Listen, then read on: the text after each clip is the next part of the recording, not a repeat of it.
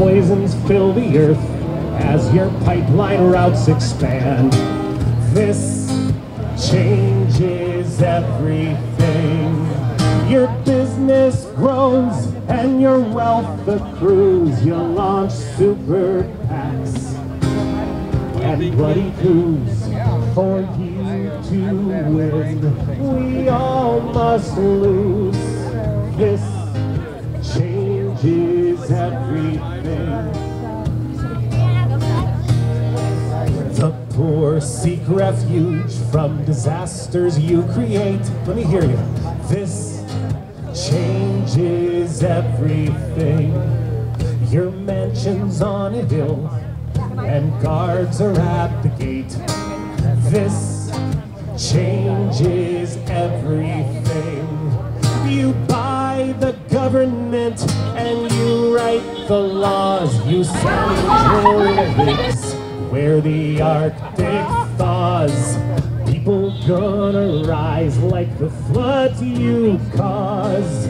This changes everything. So why are you here? Because people have to be informed. You gotta step up.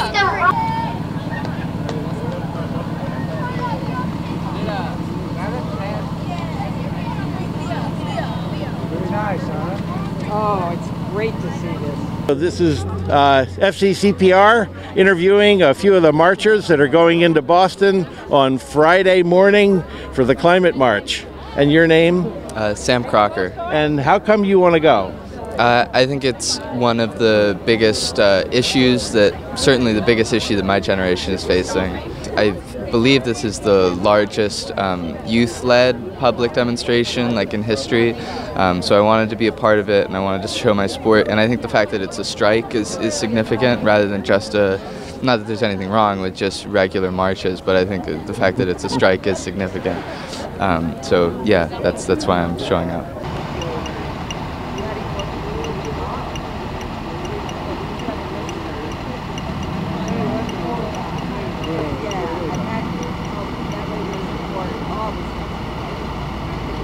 I'm going not because I really want to go, but because I feel I have to. I think that we are really the last chance to stop this, and so I feel that I really have to be here because I don't want to raise kids in a world where it's not the same that I was in. Yeah, I agree with her. I think it's really important to make a change in the world, and I don't want to die in 10 years because the world's too hot. I really think we need to make a difference now before it's too late. Okay. So we're interviewing folks that are down here on the send-off as kids are about to go into Boston to be in the climate march, and we have some wonderful parents who have brought their kids down to go in. How come you are doing this? Well, we just feel like it's so important to support the kids in this because they're the ones who really, really are concerned, and they have sleepless nights, and it's our responsibility as parents to do something. But they're the ones that could get people to pay attention. And we need to make the political change, but they also need to do something too. So. Do they seem to have any understanding of why it's so difficult? I think they understand a lot. I wish they didn't understand as much as they do or have to.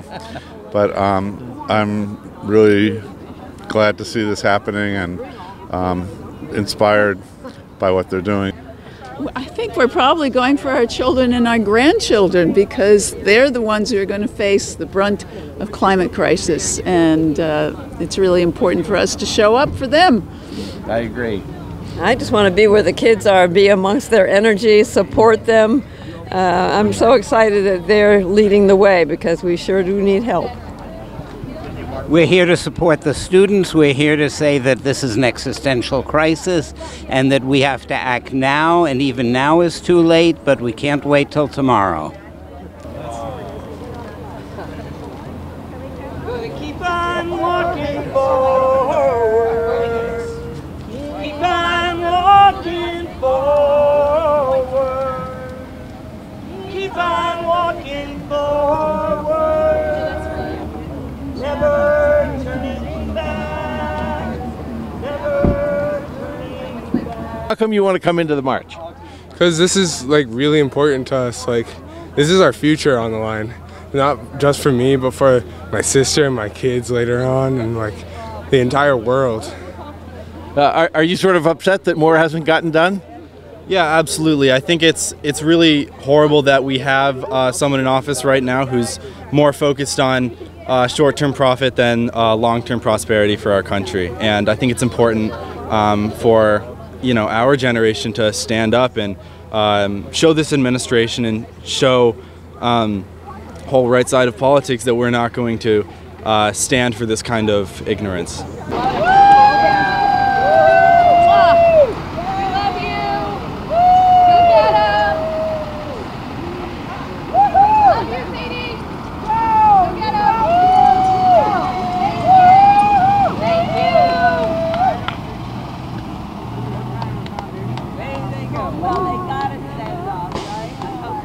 My name is Dave Wallace, and this is my property here, Bittersweet Herb Farm.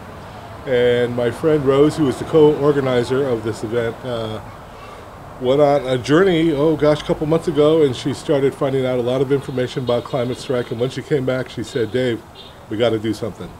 And so here we are today having an action right in front of our business.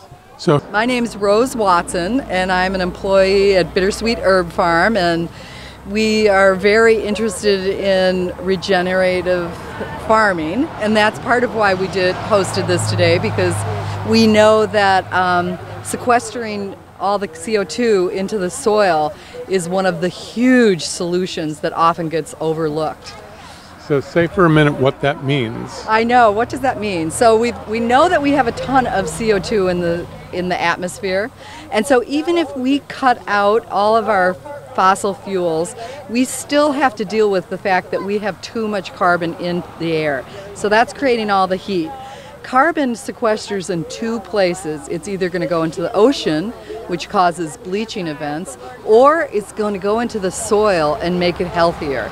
And regenerative farming is all about getting it back into the soil, which means that you want to stay away from factory farming, you want to have no-till farming, which keeps the ground covered and keeps that carbon in the soil. I want them to honor what's happening for our children. I want them to honor that there are kids in the streets this time. It's not just a lot of us who've been doing this for years. We've got a whole generation who's terrified. They are so scared, and we can't take that for granted. These are our kids, these are our grandkids, and we have to send that message out. As many people are, I'm very concerned for the environment and the climate in general, and any chance that I have to come out and express that concern and hopefully help people who share that concern group together and fight against whatever is causing this, I'll take it. I agree with that. I also wasn't able to be at the climate strike today, so this feels like a way that I can still be active and I can still support them, also wearing black as they are at the climate strike. And I am also very concerned about the climate, and I just want everybody to wake up. And when you say wake up, what would that look like? Well, I want them to think about how them as individuals can change the world, because the most common misconception that every person faces is that themselves alone cannot do anything, which is wrong. And if everyone together believe that they can, then we can. Okay, great. I agree with that. I also think the importance of the climate strike today and us helping out in our small, little, important Greenfield is that it's telling the government to wake up, and it's telling the big corporations, who are really the largest perpetrators of this climate crisis.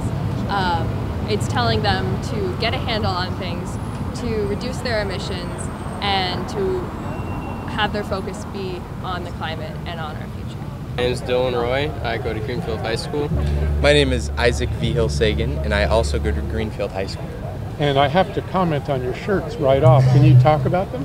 Well, me and Isaac both joined the Environmental Science Club in 10th grade, I believe so, yeah. yeah. So 2 years ago, we're seniors. Our group is really involved with a lot of services we do. Done the Green River Cleanup. Green River Cleanup, Source to Sea. We volunteer at Pumpkin Fest. Yeah. more recently, we're also working at the fair. Ah, excellent.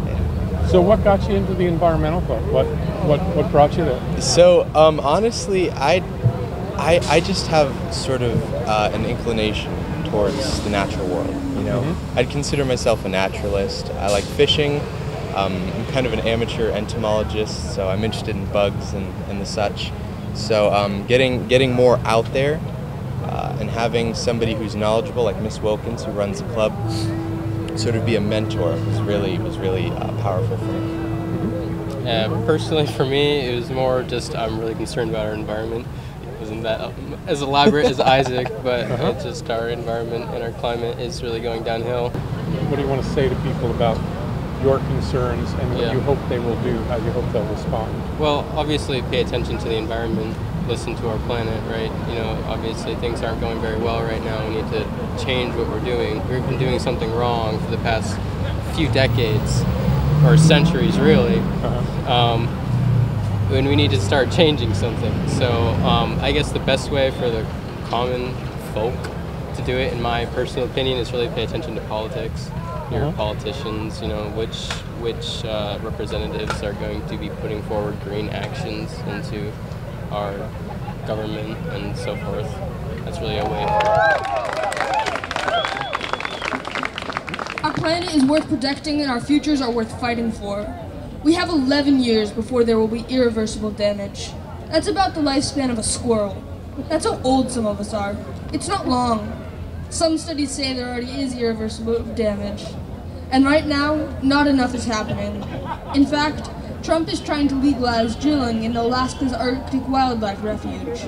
We're going backwards. Today is about turning that around. Today is about disrupting business as usual. Today is about trying again and again and telling the fossil fuel industry that we are not going to back down. Because we can.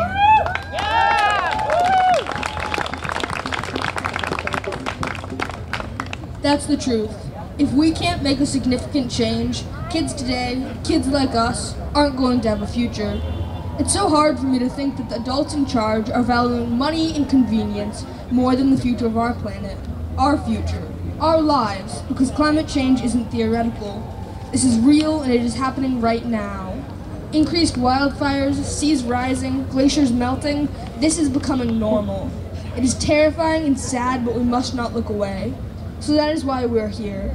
We're here because we are not afraid to let ourselves be scared, to make others scared, because that is how we are going to save ourselves from a climate catastrophe.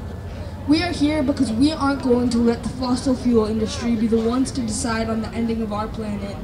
We are here because the fossil fuel industry must know that we are not going to back down. We are here because we recognize that this is the future of young people, your children, us. Let's get together and fight for the Green New Deal. Fight for climate justice. Fight for our future.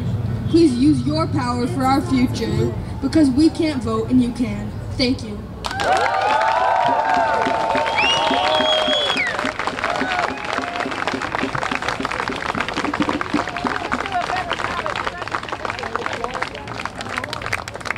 Well, thank you for being here. Thank you for having me.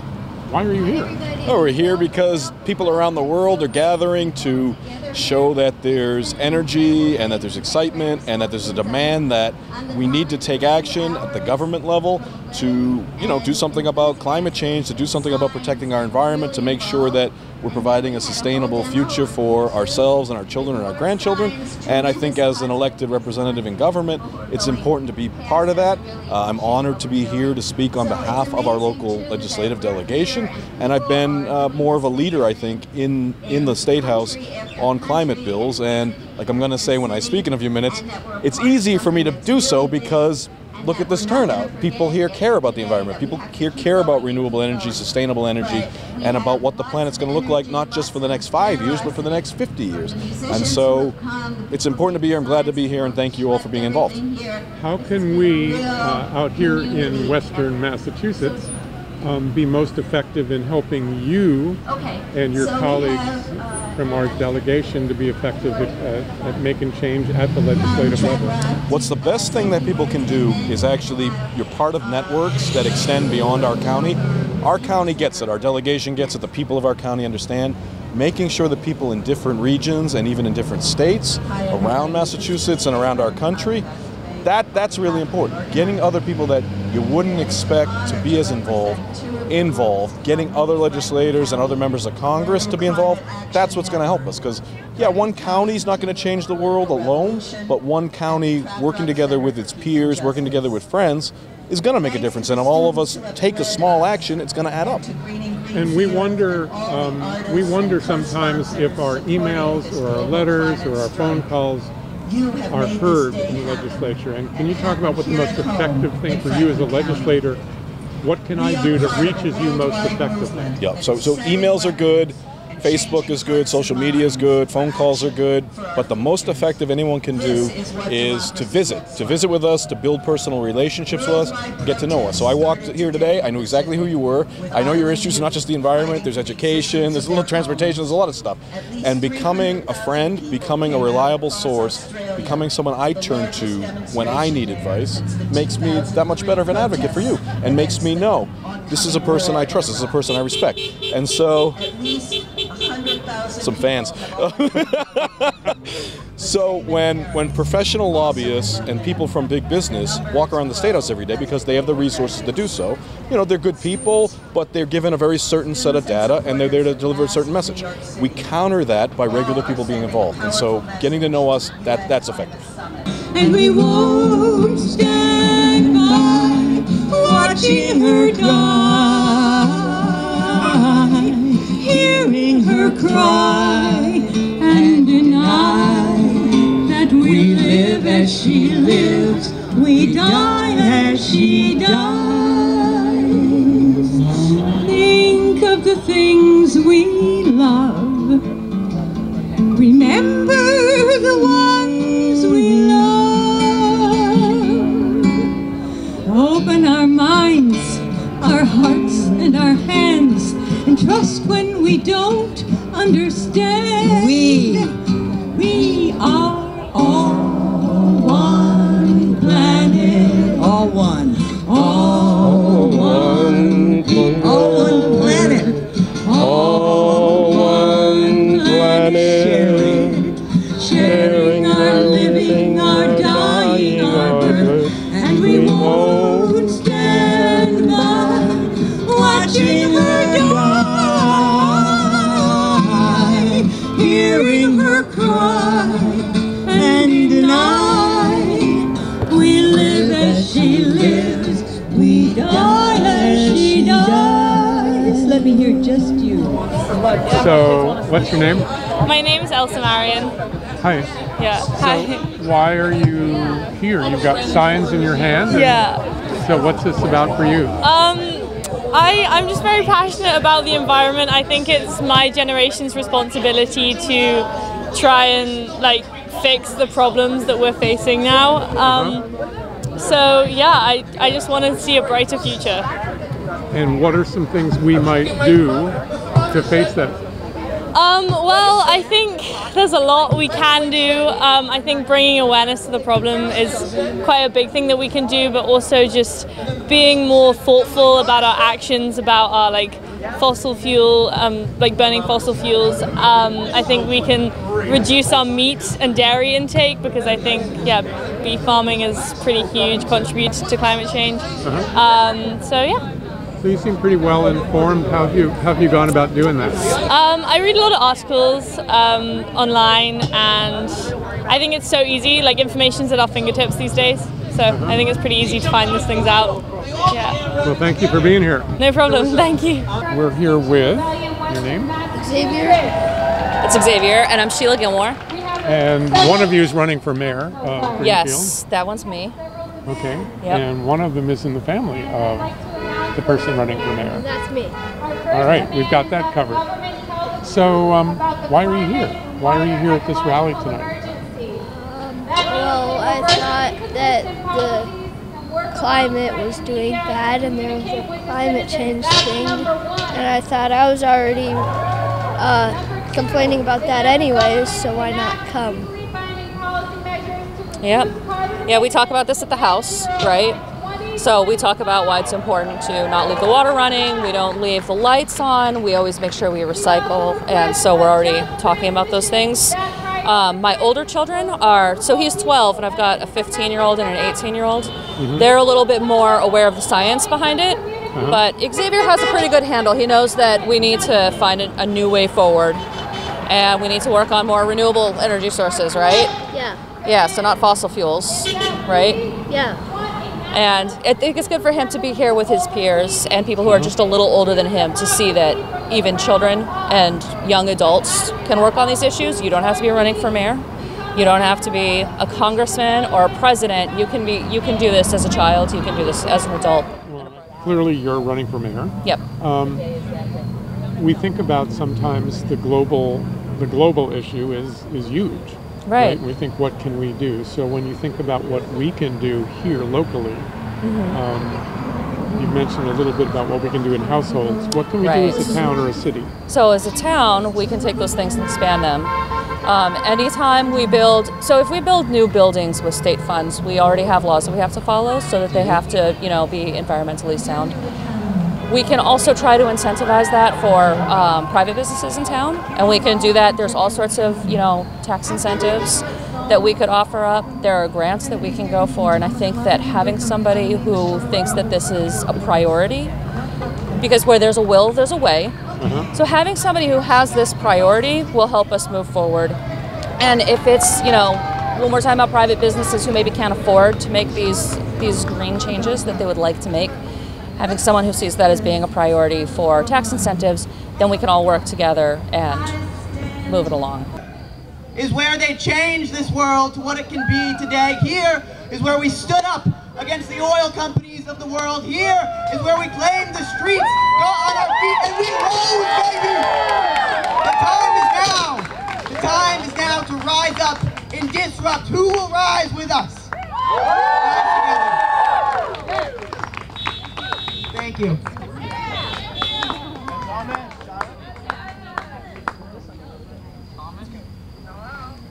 Hi everybody. My name's Charlotte. I just got back from Boston with a group of about 60 students from Franklin County. It was an incredible day. I'm so grateful that I got to go and that I got to bring this part of Massachusetts all the way to Boston.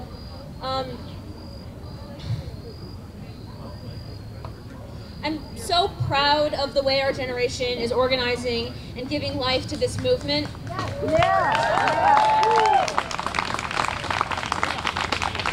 Being in Boston and listening to the speakers, some of which were 18, college freshmen, and the way that they spoke about the movement and the power that we have as a people and as a generation made me realize that this is just the beginning and that we have so much potential and possibility. I'm so grateful to the adults who made it possible for us to go to Boston. Couldn't have happened without them, and we're going to keep working together to make this possible. And I want to read an Emily Dickinson poem that I found last night. And I stumbled upon it, but it felt very pertinent, and I wanted to share it. Okay, it goes, "There is another sky, ever serene and fair, and there is another sunshine, though it be darkness there. Never mind faded forests, Austin, never mind silent fields. Here is a little forest, whose leaf is evergreen. Here is a brighter garden, where not a frost has been. In its unfading flowers, I hear the bright bee hum. Prithee, my brother, into my garden come." Thank you.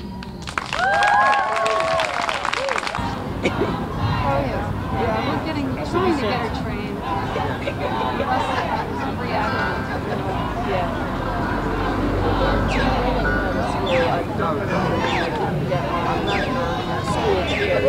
I ended up having to let her go to her family because my living. How much my hair? And perfect fit. Another dog, big yard, they knew who to take them to go to training because they had already done it with the principal. So they had a few shifts with her social work. And now she is the social skill. Another dog came up and challenged her, and she just said, no.